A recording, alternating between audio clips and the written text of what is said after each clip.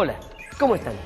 En el programa de hoy abordaremos los diferentes sistemas de medición que fue desarrollando el hombre a través del tiempo. Desde la antigüedad, los pueblos tuvieron la necesidad de medir. Medir era fundamental, por ejemplo, a la hora de intercambiar productos. ¿Cómo saber si cierta cantidad de harina a cambio de cierta cantidad de aceite era un trueque justo? ¿O cuánta tela correspondía por cierta cantidad de madera? Frente a esta necesidad, los hombres empezaron a calcular distancias, tiempos, pesos, tamaños y capacidades. Empecemos por la longitud. Si bien en nuestros días el más utilizado es el sistema métrico, en un principio las unidades de longitud estuvieron ligadas a partes del cuerpo humano, como el brazo, la mano, el pie, el codo o el paso.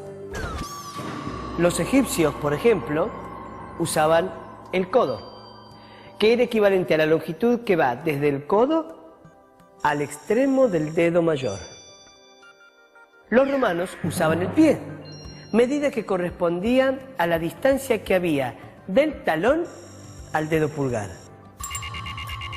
Y en Inglaterra, el rey Enrique I estableció que la distancia que había desde la punta de su nariz hasta la punta de su dedo pulgar, con el brazo extendido, se llamara yarda, y fuera la medida usada en su reino. Se medía y contaba en la época prehispánica en México. ¿Quién usaba las medidas y con qué propósito? Que contaban el tiempo, las personas, los trabajadores, los tributarios, el volumen, la distancia. México ha tenido mucha variedad de pesas y medidas que han cambiado según la región y periodo histórico. En 1520, Hernán Cortés, en sus cartas y documentos, escribe que tuvo la oportunidad de visitar el mercado de Tlatelolco, conocer las ventas que se realizaban y todo se vendía por cuenta y medida. Antonio Herrera reportó que los indios tenían una medida para todo. Los jueces controlaban las pesas y las medidas y castigaban a quienes las adulteraban. Las unidades de longitud eran para medir terrenos y estaban basadas en partes del cuerpo humano, como los dedos, las uñas y las manos o brazas. La braza designaba la altura de una persona, desde un pie hasta la mano alzada, pero también medía una diagonal desde el pie izquierdo hasta la mano derecha alzada.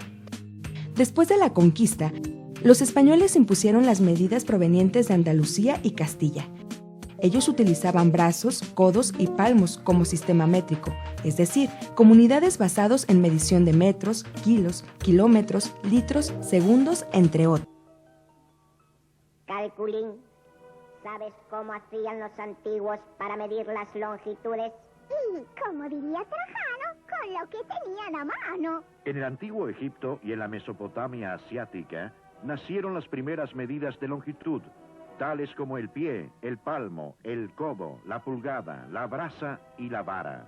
Anota, Pipi. Un pie es una distancia que va desde el talón hasta el dedo mayor y cuya medida es de 30 centímetros aproximadamente.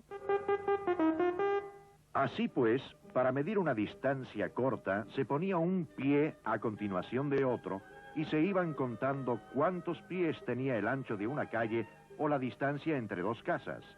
Para medidas más cortas se usaba el palmo, que equivale a 21 centímetros y es la medida entre las puntas de los dedos pulgar y meñique.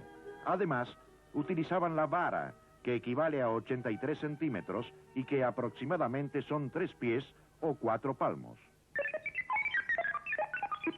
Y aunque no era exacto del todo, también se medía con el codo.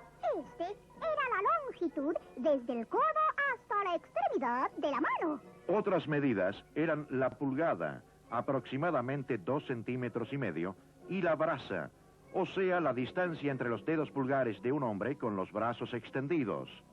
Estas y otras medidas fueron utilizadas hasta que en el año 1889 casi todos los países decidieron unificar su patrón de longitud y establecieron el metro, que es la 10.000.000ª parte del cuadrante del meridiano terrestre. Así que, Pilipi, en mérito a la exactitud, no es suficiente el ojímetro para medir una longitud.